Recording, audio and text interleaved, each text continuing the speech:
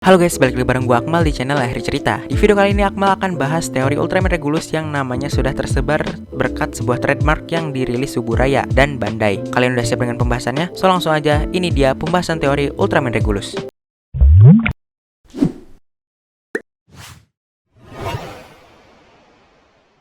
Tentu saja teori ini tidak sepenuhnya betul ya guys, karena bisa saja teori ini justru benar-benar salah. Tapi tidak ada salahnya kita berteori dengan menganalisa setiap informasi dari Suburaya. Per tanggal 28 Juli 2021, wujud dari Ultraman Regulus belum di-reveal Suburaya. Ultraman-nya pun belum jelas bakal muncul di UGF Kingdom atau series Ultraman Trigger. Oleh karena itu, Akmal akan bahas kedua kemungkinan tersebut. Yang pertama, teori jika ia muncul di series Ultraman Trigger, dan yang kedua jika ia muncul di UGF Kingdom. Oke, langsung aja ke yang pertama. Ultraman Regulus muncul di Ultraman Trigger. Seperti yang kita ketahui, Ultraman Taiga merupakan series Ultraman yang di dalam human hostnya terdapat 3 Ultraman yang memiliki fungsi berbeda. Ada Taiga yang bisa dibilang balance, ada Titus yang mewakilkan kekuatan, ada Fuma yang mewakilkan kecepatan. Sedangkan di Ultraman Z kita hanya diperlihatkan Ultraman Jid, Ace, dan Zero yang ikut membantu Z dalam mengalahkan musuhnya, dan tidak ada secondary Ultra. Oleh karena itu, dengan adanya Ultraman Trigger ini, Suburaya bisa saja memunculkan Ultraman Regulus di series Ultraman Trigger yang bisa menjembatani sebuah cerita berpindah universe atau berpindah waktu dan menjadikannya secondary Ultra layaknya kemunculan Ultraman 3 di movie Ultraman Dyna. Namun kali ini menjadi seorang secondary Ultra di series Trigger. Jadi dahulu saat trademark Ultraman Trigger dirilis, banyak sekali fans Ultra yang langsung menebak dan berteori jika Ultraman Trigger adalah Ultraman yang ditawan oleh Tartarus, dan sekarang terbukti salah. Tapi tidak apa-apa, namanya juga teori. Pada saat itu Ultraman Trigger dirumorkan akan se-universe dengan Ultraman 3 dan setting waktu di antara Ultraman 3 dan Dyna. Saat itu juga dikatakan jika Ultraman Trigger dapat berpindah waktu atau time travel, dan sekarang itu belum terbukti sampai terakhir episode 3 dirilis, dan tidak ada indikasi bahwa Ultraman Trigger dapat berpindah waktu. Tetapi sekarang sudah muncul trademark Ultraman Regulus, di mana mungkin saja konsep berpindah waktu tersebut dapat digunakan oleh Ultraman yang satu ini. Teori kasar dari Akmal, dengan munculnya Ultraman Regulus di series Ultraman Trigger, bisa saja ia adalah seorang Ultra yang bisa bertime travel atau berpindah universe. Dan sejauh ini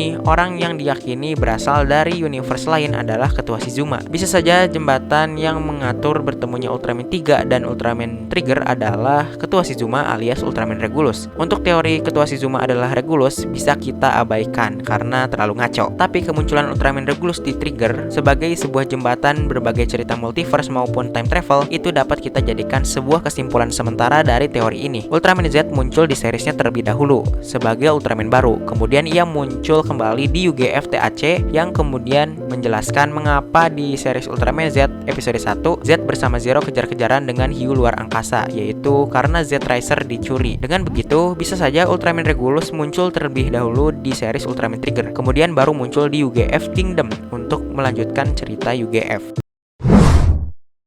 Kedua, Ultraman Regulus muncul di UGF Kingdom. Akmal masih berpegang teguh jika Ultra yang ditawan oleh Tartarus adalah Ultra 7. Tapi sekarang Akmal akan mencoba untuk berpikir jika Ultra yang ditawan adalah Ultraman Regulus. Dengan mengambil teori Ultraman Regulus yang muncul di Ultraman Trigger dan ia dapat time travel dan juga multiverse travel, kemungkinan ia muncul di UGF adalah hal yang bisa terjadi. Dengan sudah diperkenalkannya di series Trigger nanti, lalu kemudian ia menunjukkan kemampuan time travel dan multiverse travelnya, itu dapat mengkonfirmasi sebuah alasan mengapa Ultraman Regulus ditawan oleh Tartarus. Karena bahaya, karena jagoan. Teori lain, Ultraman Regulus tidak akan muncul di series Ultraman Trigger dan tidak ada konsep time travel maupun multiverse travel di series Ultraman Trigger nanti. Dengan begitu, Ultraman Regulus berpotensi besar diperkenalkan pertama kali di UGF Kingdom layaknya Ultraman Reboot. Tapi Ultraman Reboot sudah muncul pada sebuah episode di series Upin Ipin terlebih dahulu. Tapi anggap saja jika Regulus benar-benar akan muncul pertama kali di sana sebagai seorang tawanan. Justru itu akan membingungkan kita para penonton, seperti saat Ultraman Z dan Ultraman Zero tiba-tiba mengejar hiu luar angkasa yang kemudian akhirnya diperjelas di series UGF TAC kalau Z dan Zero